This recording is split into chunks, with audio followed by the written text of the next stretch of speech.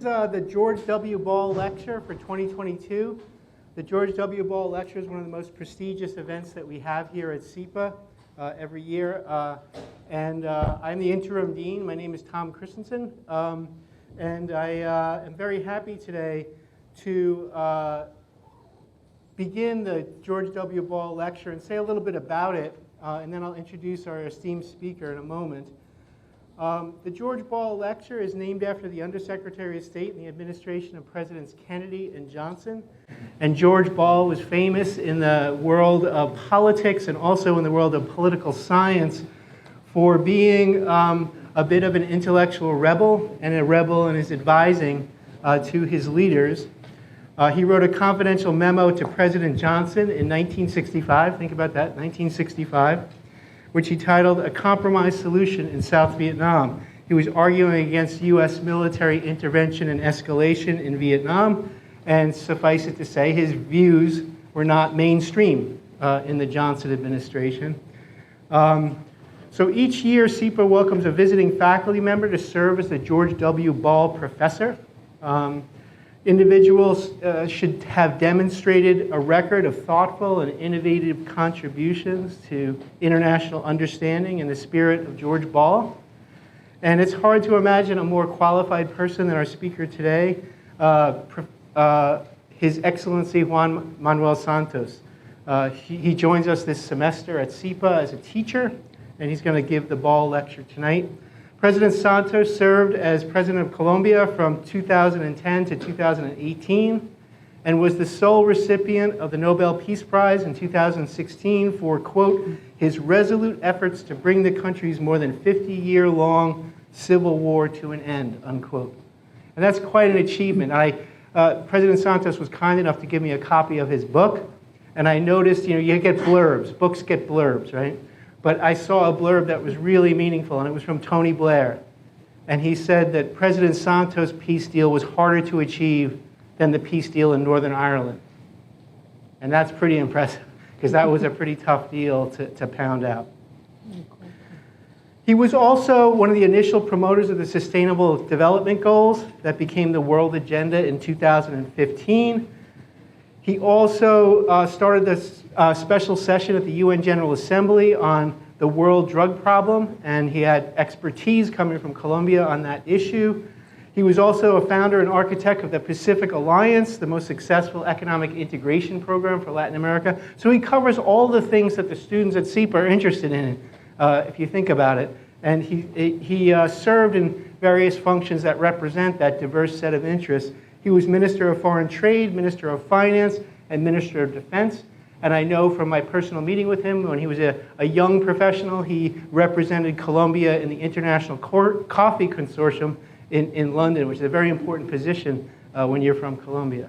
So he has a very diverse background. His education is also rich, a degree in business and economics from the University of Kansas, and he did postgraduate studies at LSE, the Fletcher School of Law and Diplomacy, and he has a master's in public administration from that other school up in, Northeast, just outside of Boston. At SEPA, President Santos is teaching a course on, quote, leadership lessons for important battles, unquote. It's teaching our students about the tools and the lessons needed to lead through some of the world's greatest challenges. And unfortunately, I'm looking at the young people in the room, you will be facing big challenges in the future. And it's great that you have the wisdom of President Santos to learn from here. This evening, he'll be speaking to us about the peace process he led in Colombia in an address titled From Hawk to Dove. It's a subject that he eloquently addressed in his book, The Battle for Peace, The Long Road to Ending a War with the World's Oldest Guerrilla Army. We'll have a brief conversation after his speech, and it'll be a real pleasure to invite up here our own great professor, Ramela Sen, who has worked in the peacemaking process in a different context in India. And I'll welcome questions from the audience. And without further ado, Your Excellency, President Juan Manuel Santos, thank you for being here. We're honored to have you, and I look forward to your speech. Thank you very much for having me here today, and thank you all for attending this event. It's for me a great honor, great pleasure to be here as the George Ball Visiting Professor this semester. And I am very grateful because you gave me opportunity to be what I always wanted to be, a real professor. So, I've had a wonderful time at Columbia teaching, but as I say very frequently, I'm the student because I'm learning from the students. And apparently Colombians are very popular right now in Colombia. Now I'm here as a professor. There are many Colombian students. And my successor was here yesterday, President Duque.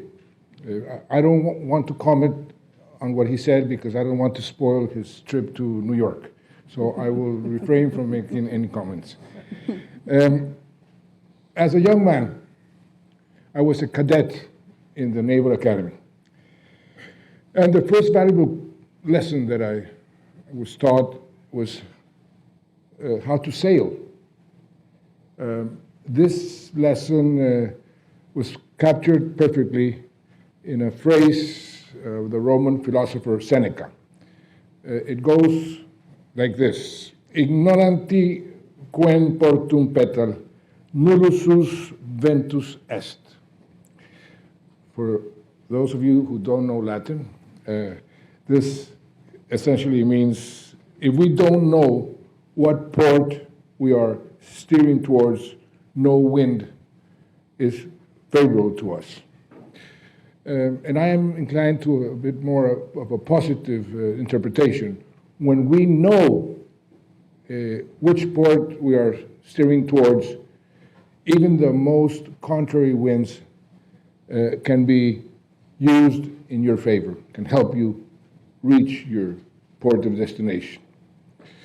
And as a good sailor, you must not only know your port of destination, but also understand the weather conditions and the routes that you must navigate using the different winds to reach your port.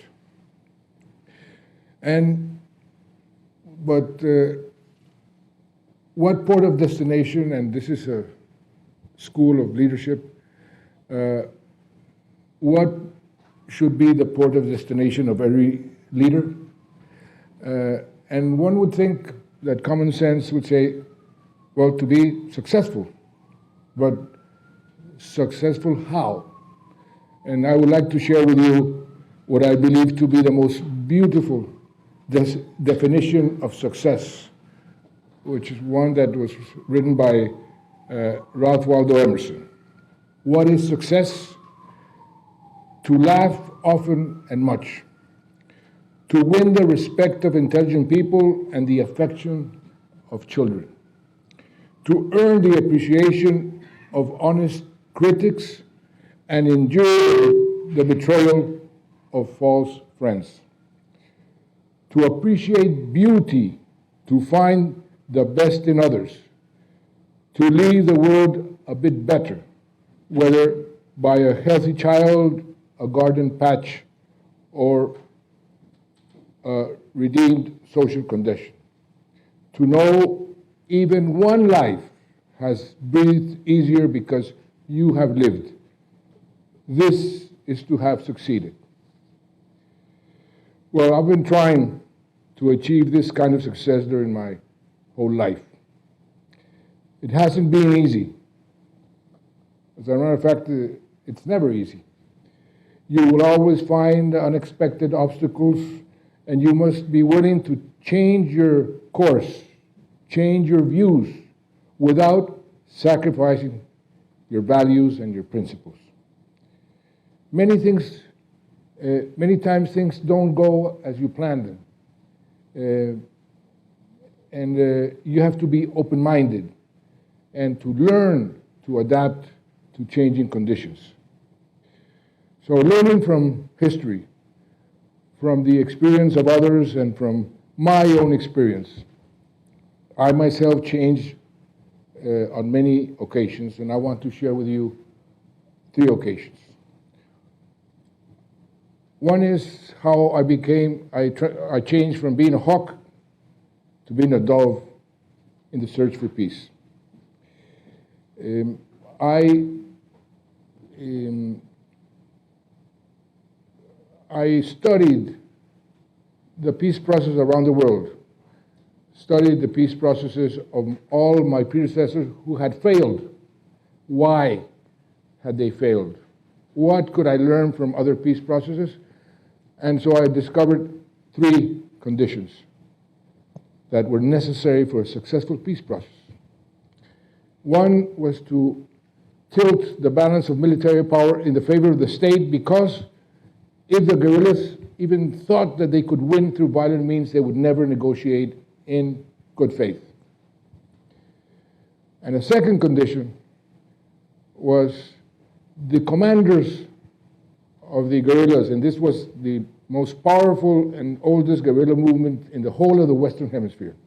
But the leaders who had never been touched, never been personally affected by the war in more than 40 years of war, they themselves had to be convinced that personally it would be better for them to negotiate peace than to continue the war.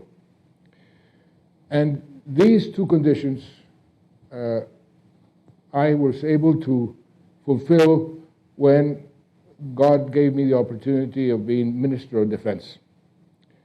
I changed completely the intelligence of the armed forces of the state. I changed completely the culture of the armed forces, telling them how important it is to respect human rights, to win the hearts and minds of the people. They will become your allies in this war. And we were able to tilt the balance of power in our favor. And I asked for the help of the U.S., of my friend Tony Blair in the U.K., of the Israelis, with their intelligence agencies, the CIA, the MI6, Mossad, to help me change the intelligence of my own armed forces, of the state. And with that, I started to go after what they call the Secretariat, the Board of Directors of the FARC, personally. So I was able to fulfill those 2 conditions, and as Minister of Defense, I did this for almost 4 years, and I became very popular. So popular that they elected me president with a the highest percentage of votes, number of votes in the history of Colombia. But I wanted to make peace. And we were talking about an extraordinary individual who was a professor here also some years ago from Israel, called Shlomo Ben-Ami. He became one of my close advisors in the whole process. But at the very beginning, he said, listen, you must be conscious that you were elected because you're a war hero. The minute you start saying you're going to negotiate and sit down with the FARC, they're going to call you a traitor. You're going to lose your political capital. But it's the only way you can finish the war. And he said a marvelous phrase, or he gave me a marvelous advice, very powerful. He said, you can continue to be popular for 4 years because you know how to make war. And you know how to maintain your popularity by making war. But if you end your term and think back and count the number of people that died during those 4 years, and you say to yourself, you ask yourself, I could have stopped this war, and you didn't, you will go to your grave with that big, heavy piano in your conscience. That was very powerful. I said, I will do it. And I took the decision of, from being a war hero, from being a hawk, to becoming a dove. These are two situations where leadership needs also to change, the style of leadership. Making war, you need to, and it's rather easy to be a leader in war times. You have like a vertical type of leadership. You give orders, you have a strategy, you have your tactics. Things are quite clear. You rally the forces around you, and as long as you win, well, you're in good shape. When you switch, when you change to making peace, and I had to do that.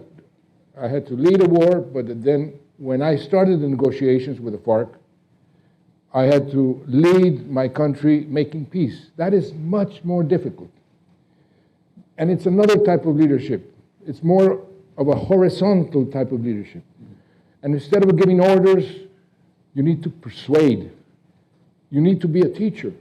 You need to explain why you are doing what you are doing. And many times it's very difficult to persuade, for example, a mother whose daughter had been raped and killed to accept that the perpetrators will have legal benefits when they are judged. That is very difficult. And it takes a lot of time. It takes a lot of time to heal the wounds of, in the case of Colombia, 50 years of war. This transition is extremely, extremely difficult.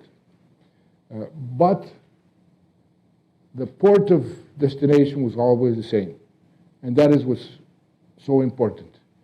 And we did that transition, and we started negotiating, and we ended with a successful peace process, which always, every peace process is criticized, no matter what, because it boils down to simply asking, where do you draw the line between peace and justice?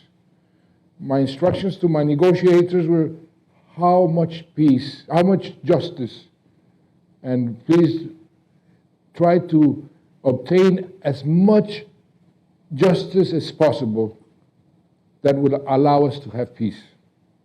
And again, no matter where you draw the line, you will always be criticized by the right or by the left, by the ones who claim more justice or the ones who claim more peace. And that's what we're living right now. We are going through that process of reconciliation, of healing the wounds, of hearing the criticisms of both sides, but we are continuing in the right path. And I was very glad to hear that President Duque here in this university yesterday said, we are going in the right direction, because he was one of the big critics at the beginning. And I am very glad that all the candidates that are now in the presidential race have said, we are going to continue the peace process. But I wanted to share this evolution from hawk to dove. Something similar happened to me with the environment. I was one of those citizens who was indifferent to climate change. And being indifferent to climate change is almost like being a denier. And when I became president, I went to the indigenous communities to make a gesture to them. And I asked them for their permission to go to Congress and be sworn in Congress. And they said, okay, thank you very much for this gesture. This is something that nobody had done before. It became world news, because I went after to Canada, and the Canadian, Indian, indigenous communities were very thankful for that. And they said, you must make peace with the FARC, but you also must make peace with nature, because the human beings are at war with nature, and nature is mad, and she will retaliate, and you're going to suffer that retaliation. A week after, Colombia was hit by the worst Niña phenomenon in our history. And we were a flooded country for more than a year. And I had no idea of how to handle that. So I brought in many experts from the US, from Europe, from the multilateral institutions. I invited President Gore to go to Colombia. And he gave me a marvelous lesson of what climate change was, how important it is to fight it, and why Colombia was so important in this process. And out of that discussion with all these people that were there, we created the institutions to be able to adapt to climate change and try to have a progressive and audacious environmental policy. I started by creating the ministry, or recreating the Ministry of the Environment that my predecessor had abolished. I've never understood why, but we recreated other institutions, and during the 8 years of my presidency, we enlarged our protected areas, inland and the marines, and we protected something called the páramos, the moorlands, which are special ecosystems that only exist in the Andes mountains of South America, and 50% of those are in Colombia. And wetlands, which are extremely important to preserve biodiversity. For example, the last wetland that I protected was one near the Amazon where the pink dolphins are bred. So we made a very aggressive environmental policy, and the more I learned, the more aggressive I became. So from being practically a denier, I declare myself a very passionate activist in the war against climate change, because I think, and I have learned, that there is no more important cause for the whole world than to fight climate change.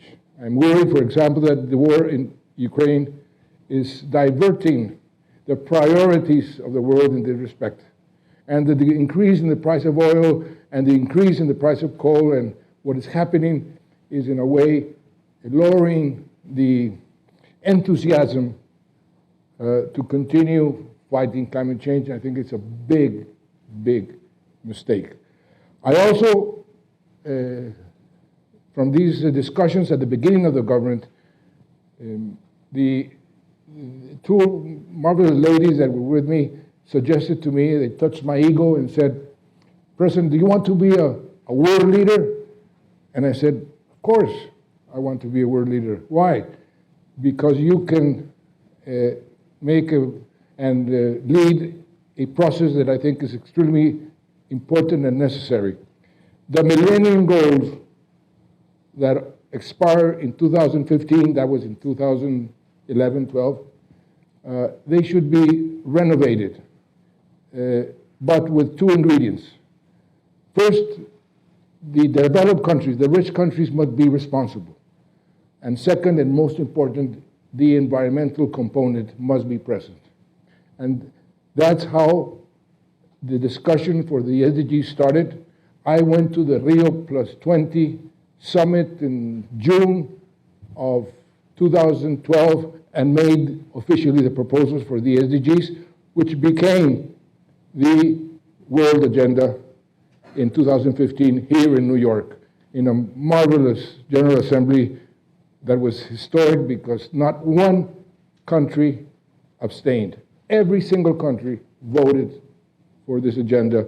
And I continue to think that today, after the pandemic, the SDGs are becoming even more important to fight the poverty that has increased, to fight the inequality that increased, and to be much more effective in saving this planet.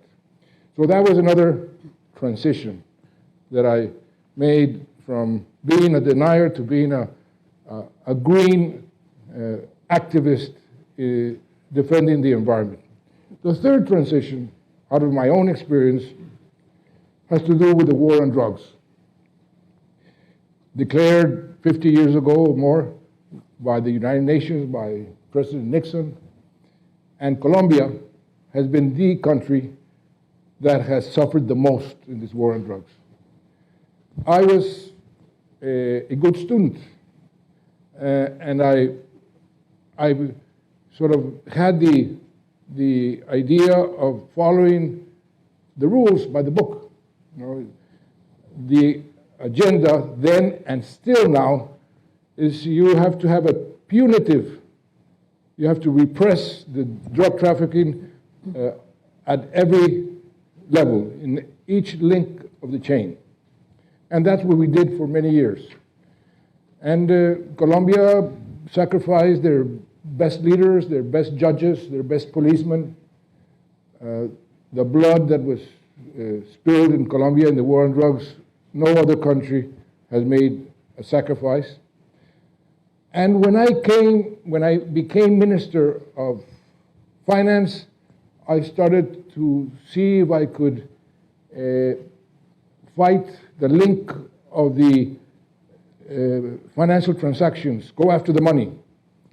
We created a very sophisticated, which was state-of-the-art, intelligence financial unit. But we met a stumbling block in the banking system of the world. Here in the US, in Switzerland, in the UK, fighting money laundering was an objective, but in reality, the cooperation was not that big. When I became Minister of Defense, one of my objectives was to fight the supply side, as we have been doing for many, many years. So I had to spray the largest amount of coca plantations by hectares in the world. I did that for 2 years.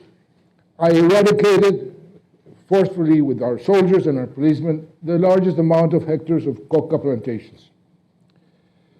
And then I signed the extradition to the United States of the largest amount of drug dealers in the history of the world, more than 1,400. And yet, with all this effort, with all this sacrifice, we are still the #1 supplier of cocaine to world markets. So I've been studying this problem more and more, and I reached a conclusion, even at the beginning of my government. And President Obama backed me. Let's change the approach to the war on drugs, because this war, which has been going on for 50 years, has not been won, therefore it has failed. And it has failed. And what is the solution? Well, the same solution that the US did with the liquor in the 20s. Abolish prohibition. And I use a phrase that Winston Churchill used, that it's a biography of Andrew Roberts about Winston Churchill.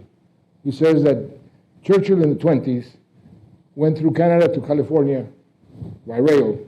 He arrived in California and he asked for whiskey. And they said, "Mr. Churchill, I'm sorry, this is prohibited here in the US." And Churchill said, "What a strange country this United States is. These huge amounts of money that are made out of the sale of liquor, you give them to the mafias. In my country, in Great Britain, we give them to the treasury." And that, in a way, encapsulates what I think today is the solution to this war. We still have to go against the drug traffickers, yes, the money laundering, but you cannot continue to fill the prisons. Like in the US, there are more prisoners with non-violent crimes that have to do with drug trafficking than the entire population of prisoners in Europe. Our prisons in Colombia are saturated, most of them because of crimes related to drug trafficking. The mafias are stronger today. In Mexico, they are even stronger than they were in Colombia. But not only in Mexico, you go to Africa, you go to the rest of Latin America. And here in the US, the drug problem is still the same. So I have evolved 180 degrees from being a hardliner to being what I call a pragmatic realism, and regulating the drug traffic is the only way to win this war. You will never stop people consuming drugs. The consumption of drugs started when human beings started, almost. So you must regulate it, but the prohibition has created so much collateral damage that one must do away with prohibition. These are examples of how I change the means, but I never change the ends. And for the students here, always remember that the ultimate goal of every leader to be successful should be to make a difference in improving the life of others. CIPA, where we are now, and thank you again for having me here, is a school of public affairs. And we are currently in great demand of good and effective leadership. We're facing a world with democracy on the defensive and populism on the rise, a weakened multilateral system, a pandemic that greatly increased poverty and inequality, multiple armed and political conflicts, the terrifying possibility of nuclear war, and of course, the existential threat of climate change. On top of that, and after decades of peace in Europe, we are now witnessing the horrors of war in Ukraine with all its dire consequences. But history has taught us again and again that even in the midst of darkness, in the midst of fear, of uncertainty, and of suffering, there is always a light to turn on, a light that allows us to see a better future. All these problems can be solved. And my message to the students of CIPA as future leaders is that you, all of you, in your different spheres of action, can make possible what seems impossible. Remember the words of one of your founding fathers that I truly admire, of Jefferson. Nothing can stop a person with the right mental attitude from achieving his goal. And so, to be able to do that in today's world, I ask you, I challenge you to lead with hope, not fear, to build bridges instead of walls, to foster solidarity and respect for diversity, to say humanity first, not my country first, my religion first, or my race first. To lead with a very important word, to lead with empathy, not apathy. To seek opportunities in every difficulty, to embrace change, to be optimistic in a world flooded with pessimism. And if you lead with a compassionate heart, and many countries, and Colombia was one of them, had lost its ability to feel compassion. If you lead with a compassionate heart and a positive mind, And with the truth, you'll make the world a better place. So today I urge you to be successful in making a difference, in creating a more inclusive, tolerant, loving world, even if that means changing your course or swimming against the current. And let it be said about you in the future that one life has breathed easier because you have lived. Thank you. You know, I always think about the students, and I think your speech was perfect for our students, for their futures. So thank you so much for your inspiring story. I had the great pleasure of being a professor, so I get to learn from my students, and I have the great pleasure of being an interim dean, so I get to learn from my colleagues. And I invited today Professor Ramela Sen, who is an expert on the kind of reduction of tensions that allows for the unwinding of civil conflict. And she has an excellent book on the Maoist movement in India and how guerrillas can retire without being killed. And her book is called Farewell to Arms. So I want to allow Ramela, who's a true expert, to ask the first question of you. And I have some questions for you as well that I've collected from our much more expert faculty than I am. So please, Ramela.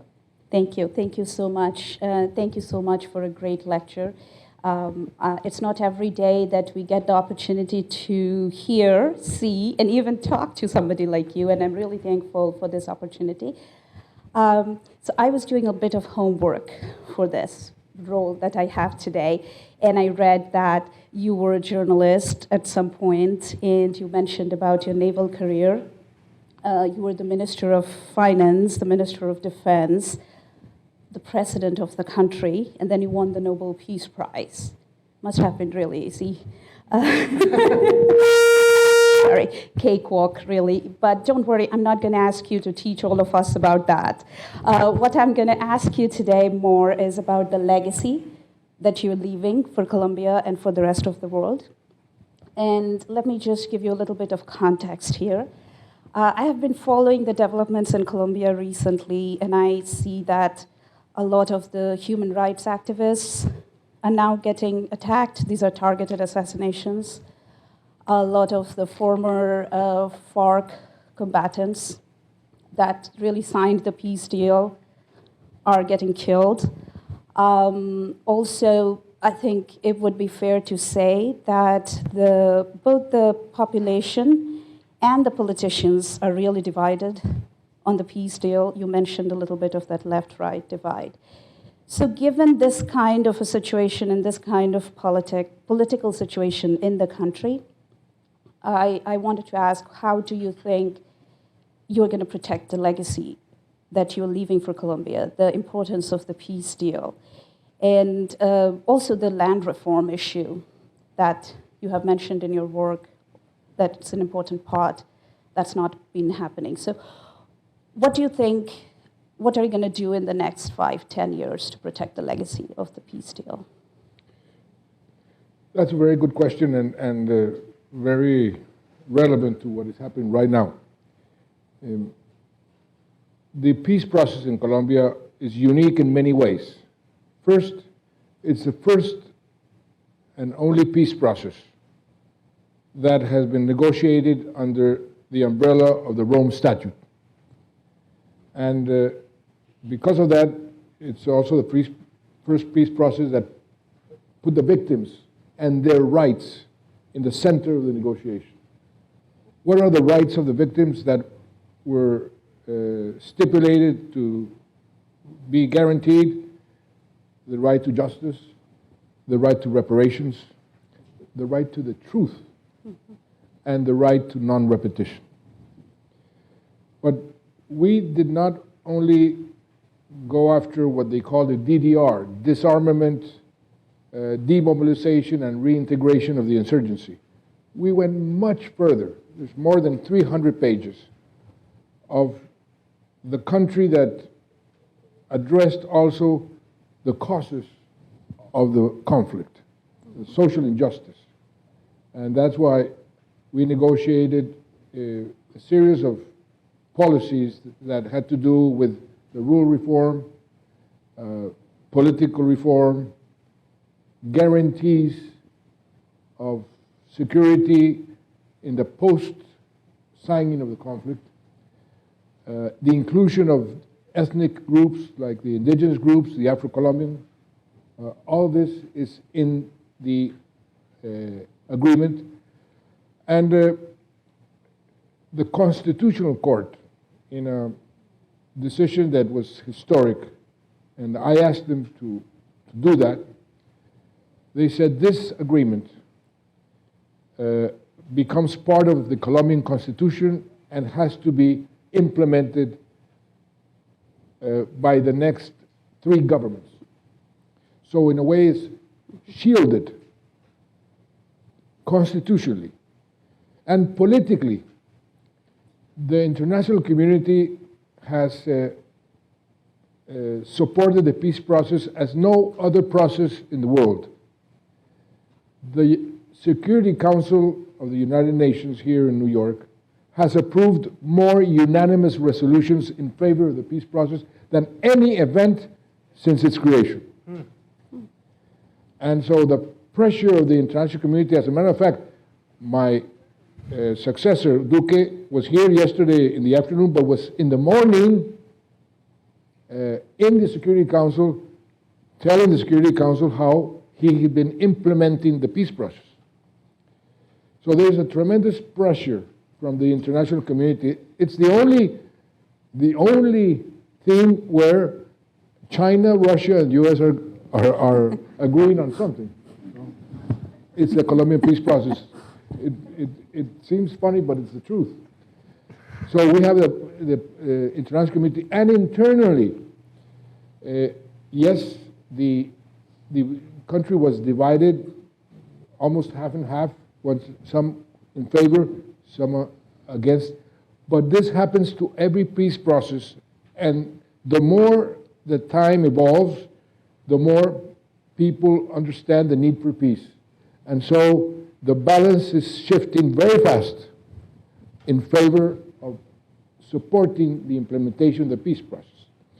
And we're having problems because, quite frankly, my successor comes from a party that campaigned against the peace process.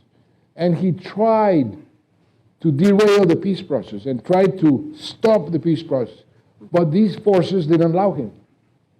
And so when he saw that the international community would not go along, that the Colombian Congress would not go along, that many of the protests that we have experienced in the last years is because he had not implemented the peace process, he made a somersault and then landed in the train of peace, and now he's going around the world saying, I am for peace, which I am very happy. And as I said at the beginning, all the candidates are now saying, we are implementing the peace, we will implement the peace process. Why are they killing the social leaders? Because at the beginning, they dismantled the whole structure that was negotiated to guarantee the safety of the areas that were previously controlled by the FARC. And you have different reasons. They are killing the promoters of the voluntary substitution of the coca plantations. They are killing the environmentalists that are protecting the forest because the cattle ranchers want more land. Different reasons, but with political will, and I hope that the new government and what I hear from all the candidates, all are committed to implementing, that this will be corrected, but I see that there's no risk of the peace process not continuing.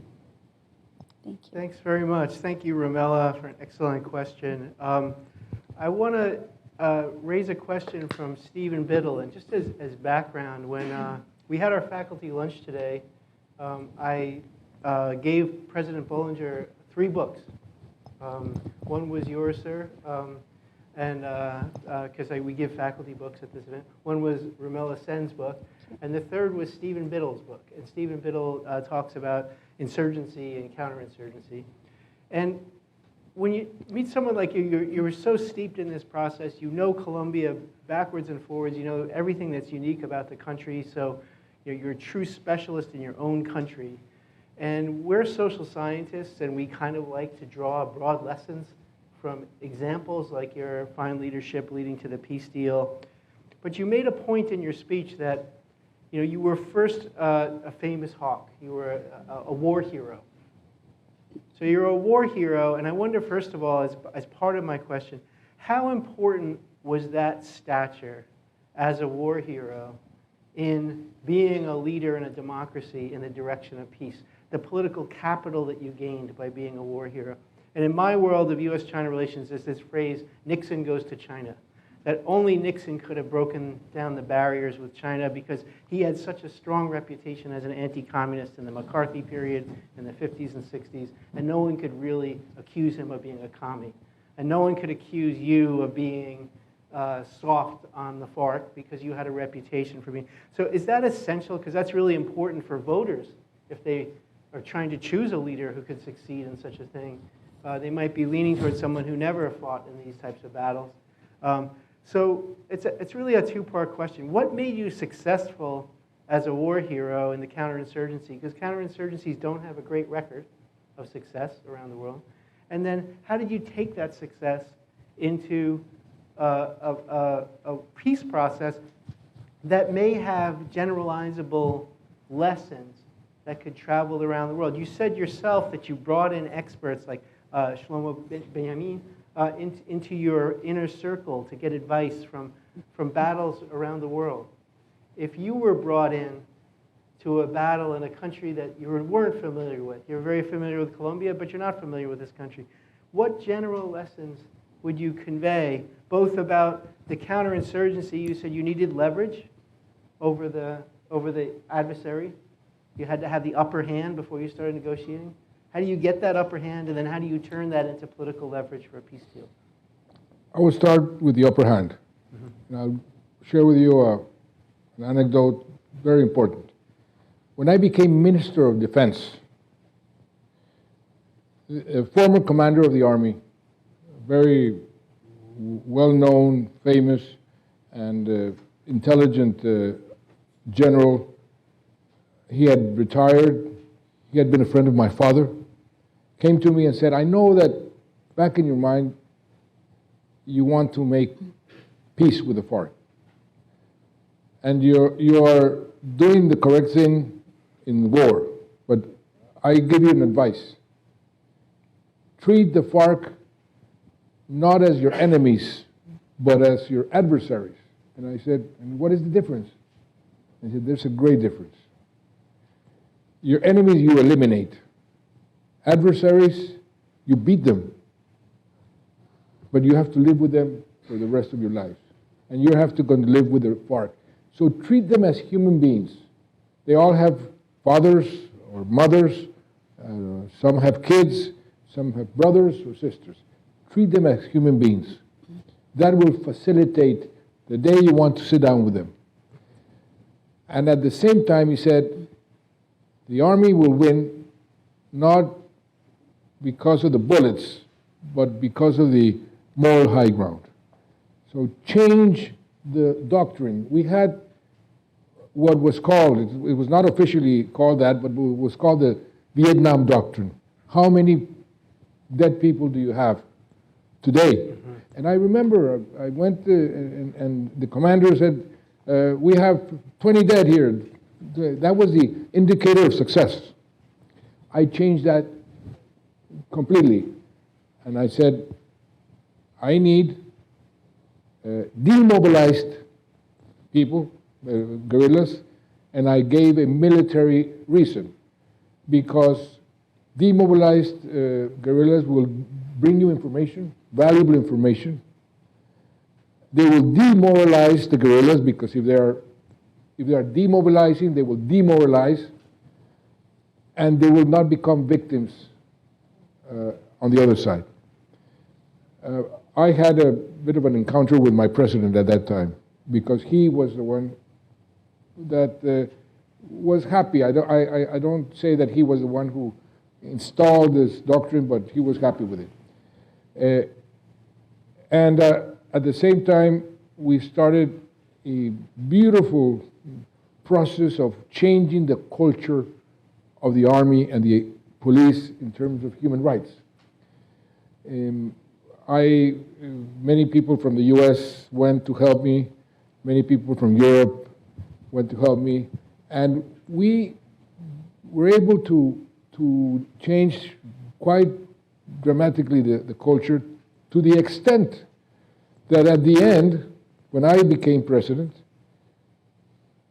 after a battle, I went to the region and the officer in charge said, we had this battle, there were 5 members of FARC or guerrillas who were wounded, they are now in the hospital. Some years ago, that had never happened. They would be killed immediately. So that was a great culture, which gave us the moral high ground. Even with the FARC members, the commanders afterwards told me, what you did there, that you took our people and took them to the hospital and cured them, had a very big effect in our ranks and in our officers. So, and yes, I think that being successful in making war was a good leverage position to negotiate, but as I tried to explain, that brought me a lot of problems because I was called a traitor when I changed from making peace to making war to making peace. However, they say in Colombia that I was elected in 2010 by the center and center right, and I was elected in 2014 by the center and the center left, so that I've been the only president in the history of Colombia where every Colombian has voted for me. Congratulations. Very few people can say that, especially in modern politics. It helps. It gives you, it helps, but more with public opinion than with the people you are negotiating with. More with public opinion. What you mentioned about Nixon is more the public opinion would accept that Nixon, his political position would talk to China and not a Democrat, but not with the people you're negotiating with. So this leads to my next question, which is really a combination of questions from our excellent faculty, Jean-Marie Gaheno, Jose Antonio Ocampo, with whom you're familiar, I'm sure, and Sarah Daly. Is Sarah here? Hi, Sarah. So Sarah's a real expert. This is the great benefit of being interim dean here. So Sarah's a real expert. We invited her, and they all ask questions related to democracy, because you just touched upon this. And is there a special challenge for someone who makes the 180-degree turn that you laid out so well in your speech in a democracy, take chances, and then have to worry that the decisions that you made and the compromises that you made, because there are always compromises when you bring empathy to the show and you listen to the other side and you take their concerns seriously, you have to make some compromises, that the public won't really back you. And I noticed from the history of your own peace negotiations that you decided to use a referendum. Referenda have a very mixed history, just like counterinsurgency has a mixed history around the world. And there's lots of talk in Asia about referenda. There was a referendum in Crimea, so there's referenda around the world, and some of them are very controversial. But you chose to go that route, and the referendum ultimately failed. So it's really a two-part question about if you were to travel to give advice from your own experience to another country, and that country happened to be a liberal democracy or not a liberal democracy, would your advice be different? And would you encourage something like a referendum to seal in the public, or would you try to convince over time a skeptical public in a democracy that the deal was the best way to go? Well, first of all, definitely I would advise him not to do a referendum. I never thought I was going to lose. Many people, even my family, said, don't do it. But I had promised at the very beginning, because the peace process was so controversial. And my political enemies started with such incredible stories about what I was going to do, that in order to calm people down, I said, I promise I will do a referendum. I'm not going to do anything crazy. And I wanted to comply with that promise, but I confess that I also thought that I was going to win by far, because all the polls said we were going to win. I will tell you a very short anecdote. When I went out of the presidency, I was in Oxford, and suddenly I received a telephone call. It was the former Prime Minister David Cameron of the UK. He said, I want to invite you for dinner. And we went to a restaurant in Oxford, and we opened 2 bottles of wine, one for his referendum and one for my referendum. And talking about the disaster. It should have been whiskey, I think. The disaster, the referendum. So my advice is no referendum. Now, you're talking about the ability to compromise. This is what worries me today, as what is happening to democracies. Democracies are in the defensive because they are weaker and more ineffective, precisely because, as your founding father, other founding father, George Washington said, democracy is the ability to make transactions. And when you have a polarized society, making transactions becomes more difficult. Compromising becomes more difficult. And in a democracy, if you cannot compromise, then the effectiveness of democracy to resolve the problems of the people becomes much more difficult. That is what worries me today. And social media and what is happening around the world, here in the US, also in Colombia, that polarization, instead of being diminished, it's increasing. And that's why you've seen what is happening right now in France. I mean, the Le Pen could win. You saw what happened in Hungary, but all around the world. And what could happen here? Yeah, I remember.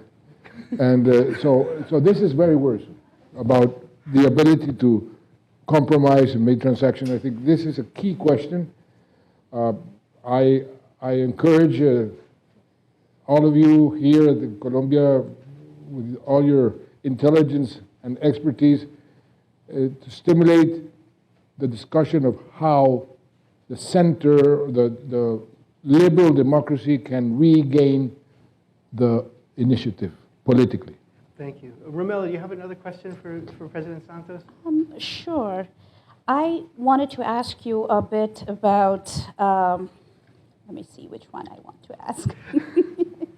So, I was listening to your speech, and I was trying to think if I have heard or read any other world leader who admits with so much humility that they went back on what they did before.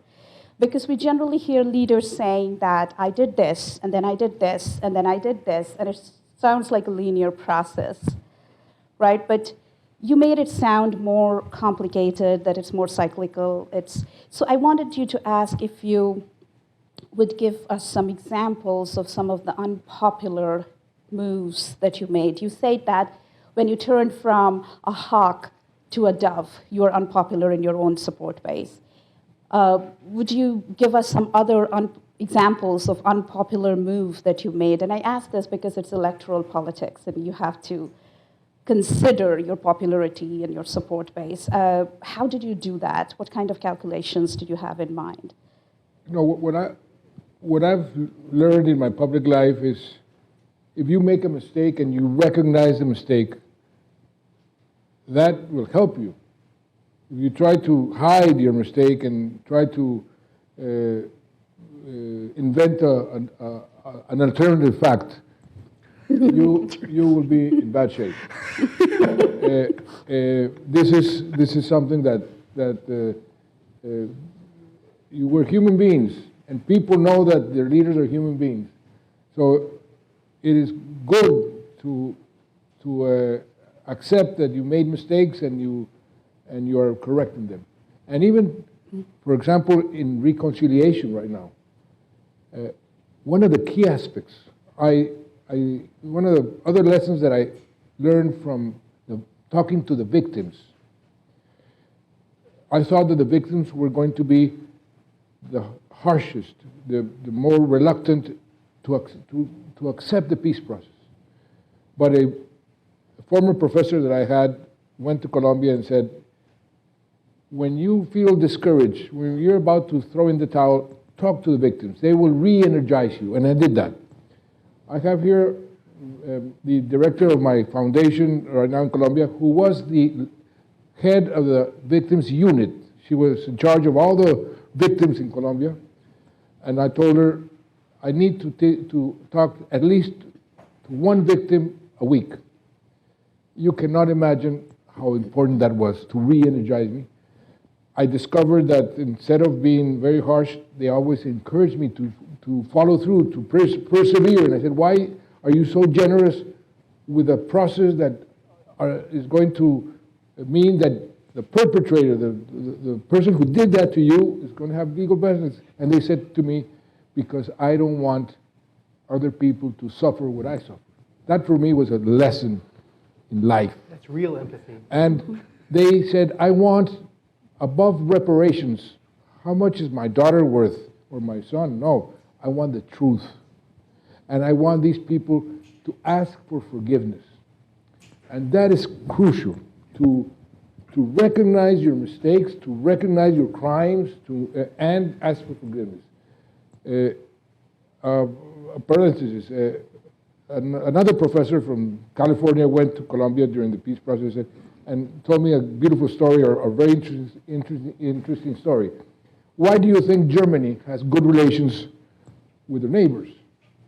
Because Willy Brandt in 1970 went to Warsaw, knelt down in the plaza and recognized the crimes that Germany had committed and asked for forgiveness.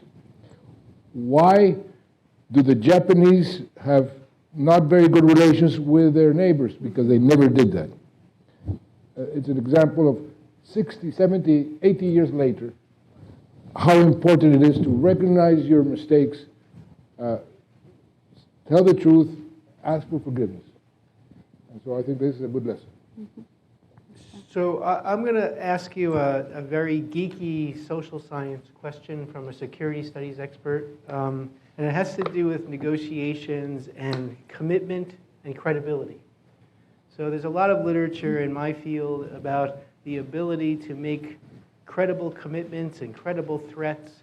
And there's a whole literature that says if you do this in public, you will be more credible because you have audiences watching you and they can punish you if you go back on your word. And then there's a counter literature, including literature from my own colleague here, Karen Yahi-Milo, that argues that actually, for real leverage and real credibility, secret negotiations are very useful. And she makes the counterintuitive argument that the threat of having the accommodating position leaked makes the accommodating position more credible. Because the person making the accommodating position with the adversary is taking a big political risk by taking that accommodating position, and is running the risk that it will leak, and therefore the other side is more likely to believe the offer that's being made. And one of the excellent questions I collected fits into that literature, saying, how could you sit down with the FARC in secret negotiations? This is how it started, secret negotiations, and you're a democratically elected leader. How could you tolerate the fear that they would leak what they were saying? And how could you believe what they were offering, since they weren't publicly presenting their own accommodations in the process? Well, each peace process has its own conditions and its own circumstances. You cannot replicate one process and repeat the same thing. You can learn from different processes and evaluate what is applicable and what is not applicable into each case. The one of the most difficult aspects of peacemaking, and remember there's peacemaking and peace building, is precisely communicating what you're doing. The ideal, in my experience, is to have a secret agenda until you reach a verdict, until you reach an agreement, and then explain the agreement. But that is almost impossible. Why did I trust the FARC in the first phase of the secret years that we negotiated? Because I told them, if this leaks, it's because of you. You have always leaked because you know that will go against me. If this leaks, this is finished. And at the same time, I did not accept what they were asking, which was a ceasefire. And I said, no, I will apply, and that again, Shlomo Ben-Ami taught me that principle, the Rabin doctrine. Rabin told Arafat, we will negotiate peace as if there is no terrorism, but we will continue to fight terrorism as if there is no negotiation. And that exactly is what I told the FARC. And they respected that.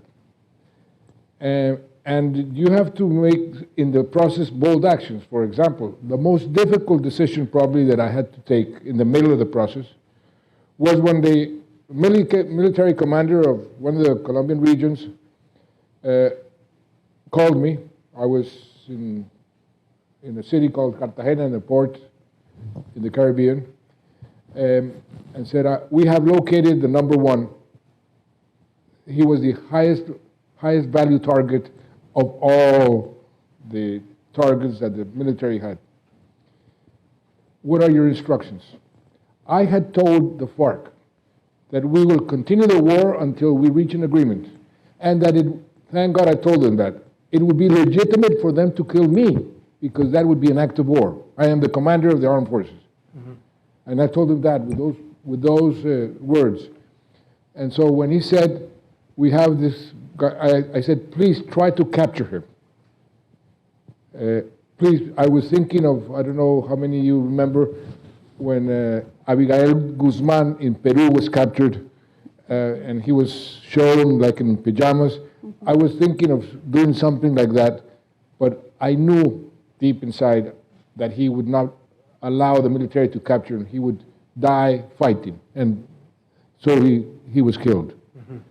But that, the FARC after told me that we got very angry with you, but we respected you more because you were a hardliner, but at the same time, right, very truthful in what you were saying. So I'll just make a comment along those lines, which is it's been frustrating to me to hear in American politics and in international politics, often from a government that I study, that we need more discussions and we need less fighting, as if discussions and fighting don't ever go together. And it often comes up in the context of the Russian invasion of Ukraine, that people who are giving weapons to the Ukrainians for fighting the Russians are just complicating the problem, because really what we need to do is talk. And I don't think that really gets at the essence of negotiations and leverage that you've laid out so well here, that sometimes you have to be fighting while you negotiate the peace, but the goal is still the peace. We have a lot of questions here, but I don't want to dominate the conversation. One point in a book that has been just published of Shlomo Ben-Ami called Prophets Without Honor. The best book I've read about the Palestinian-Israeli conflict, but it has a lot of lessons in the peacemaking. He says something which is quite true and makes a list. It's very seldom that you have successful peace negotiations without a war before. Mm-hmm.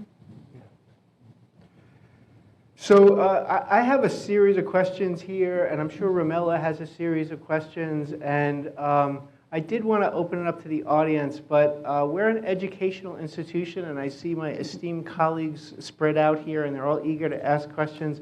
But I have a tradition. I would like the students to ask questions first. And when you do ask a question, please identify yourself in some way for President Santos so he knows with whom he's speaking. And I'll take a question from one of the students. Yes, over here. Yeah, please go to the mic. Please. Excellent choice. And please speak up, because I have a difficulty of understanding when you have a mask. You can Okay. take it down for that. Thank you. Hi, my name is Ricardo. I'm from Caracas. Thank you for being here, President Santos. As we know, Venezuela has served as a refuge for armed groups for some time, including FARC and ELN. Last week, William Newman, who's a New York Times correspondent who lived in the region for a long time, released a book, and he tells a story of visiting the mining region in Venezuela, which is in the southeast, nowhere near the Colombian border, where indigenous leaders had been visited by ELN commanders to let them know, we're going to be taking over this region and conducting mining operations, which is really alarming. So my question to you is, what advice do you have to the next president of Colombia in terms of how to deal with the threat that the collapse of Venezuela presents to the peace process that you started? Well, my advice to the next president would be, don't do what this president did, which was absurd. He cut all communications with Venezuela at all levels. If you have a 2,200 kilometer frontier, live, very, very dangerous, all the problems that you can imagine are there located in the frontier, you need to have a dialogue. You don't have to recognize the other country diplomatically, but you need to have some kind of communication. This absurd policy that was followed by the US and by the Europeans of naming Guaidó as the president and then communicating with him as he was president when Maduro had the power is surreal. I mean, this is, you still, there's the extradition of somebody in Venezuela. I'm going to demand Guaidó to give me a person who is in a Venezuelan jail to be extradited to Colombia. And what power does Guaidó have to do this? So the credibility is simply not present there. So you start talking. Unfortunately, this policy has strengthened Maduro. Maduro today is stronger than he was 3 years ago or 4 years ago, unfortunately. And the only way out there is by, in a way, creating a golden bridge for Maduro with the help of the people who can create a golden bridge. But unfortunately, the US has other priorities. We thought that Latin America was going to be much more important than what Latin America is right now with the Biden government. I appreciate and I admire President Biden, but I have told him that we are very disillusioned south of Rio Grande with what he has done with Latin America.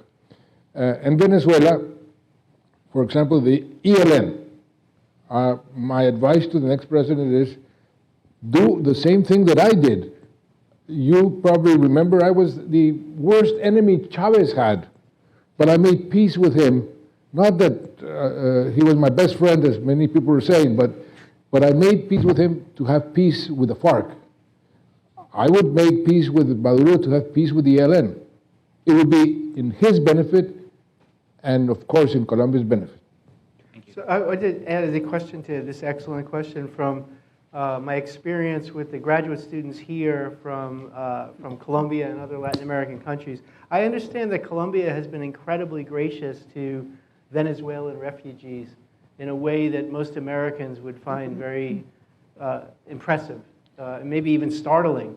And Sarah Daly asked a related question when we asked the faculty to provide questions. And is there something about the dynamic of accepting so many Venezuelan refugees that could change the political climate in Colombia in a way that might impact the peace process over time? in a positive or a negative way?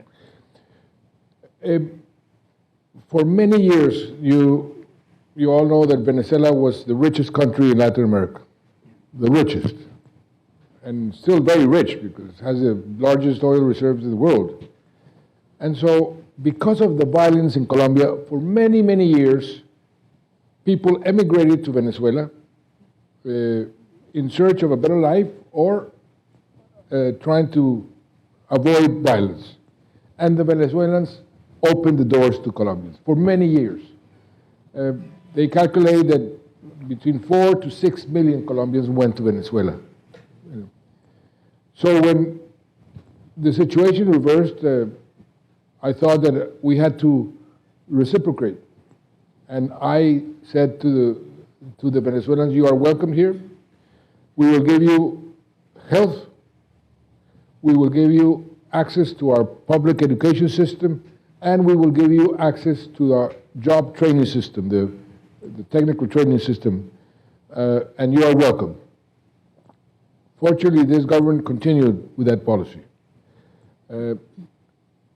And I started a campaign of trying to diminish and avoid xenophobia, because the Venezuelans, they sold themselves, their employment, at 10-20% of the real cost of what they were paying Colombians. Mm-hmm. So they started to displace many Colombians, and that started to generate a reaction. The other thing that has been a problem is that many Venezuelans, because they don't have any employment, have become delinquents in many areas. And so that combination has, in a way, stimulated xenophobia, the anti-Venezuelan. But still, right now, I would say that in the majority of the country, Venezuela are still welcomed. Mm-hmm. But if this continues, the situation might change.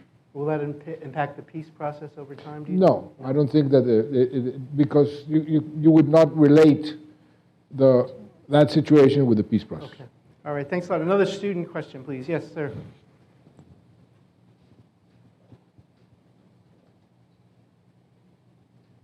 We only have the one mic. Okay. This is suspenseful this way. It's good.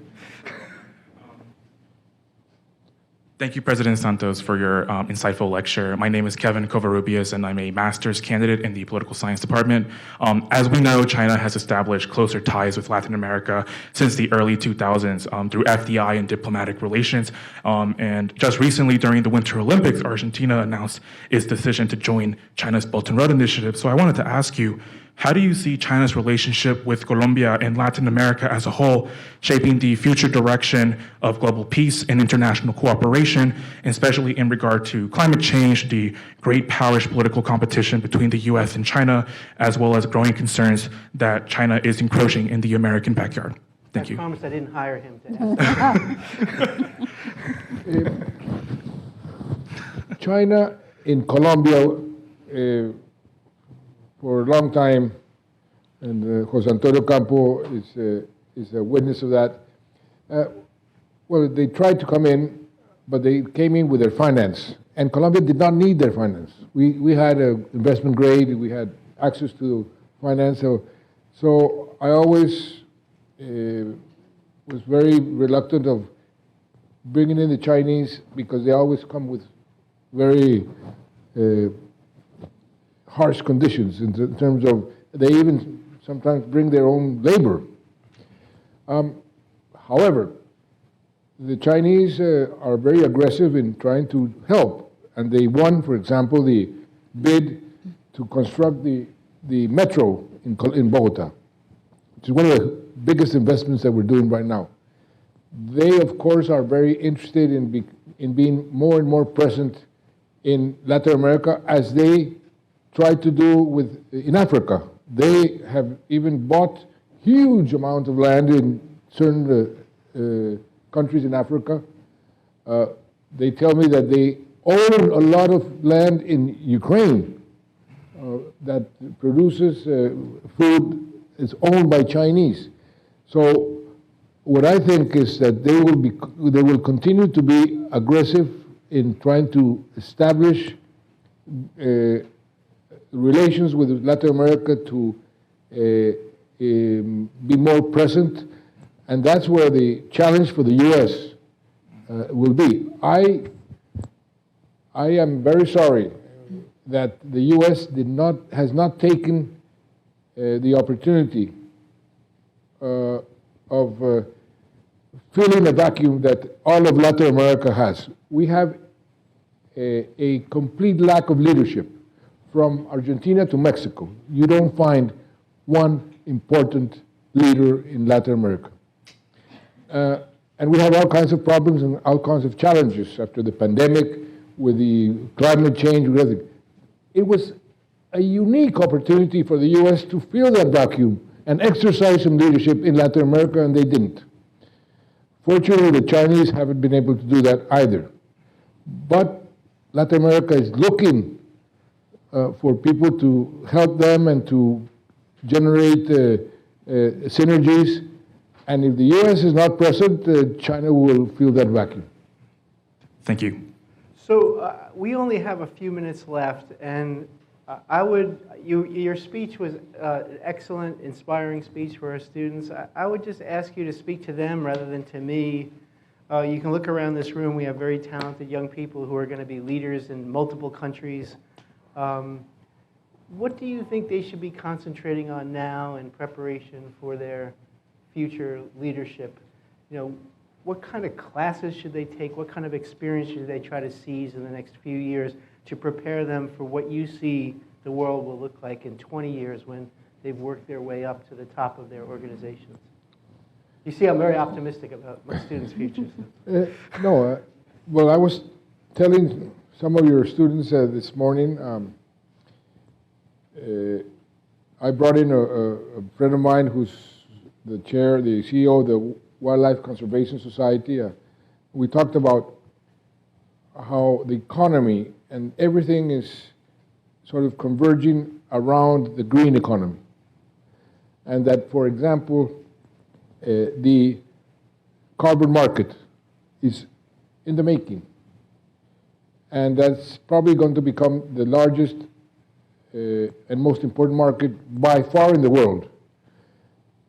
But nobody really knows how to regulate it, how it operates, and it's a marvelous opportunity to be present there, because every consulting firm, every private enterprise, and every government is going to want people who know about this. And there's not many people who really know about it, because nobody has discovered so there you have an enormous opportunity, and from different perspectives, from the public policy point of view, from the private, even from the NGOs, from everywhere. That theme, I think, is going to be very important, and whoever has some knowledge and some experience and understands the connections of the different challenges is going to be in a very good position to have a good job and to exercise leadership. The other big question that I think is more theoretical, more academic at the beginning, is that there's a increasing pressure to redefine a bit what I call success, but redefine how you measure success in a country, in the different countries. The traditional GDP and GMP, they're obsolete with the new necessities. And I had a great conversation in the island of Richard Branson, in Necker Island, with the former Prime Minister of Bhutan, who was the one who invented the happiness indicators. But the theory behind it is a great theory. And I think the world is in need of something new to define better and also to segment the world. It's not the same for Norway than for Haiti. That type of discussions today are extremely, extremely important. And whoever goes into that world will have a very open panorama to fulfill his professional life. Thanks very much. Rumela, thank you. President Santos, it was a great pleasure, an inspiration.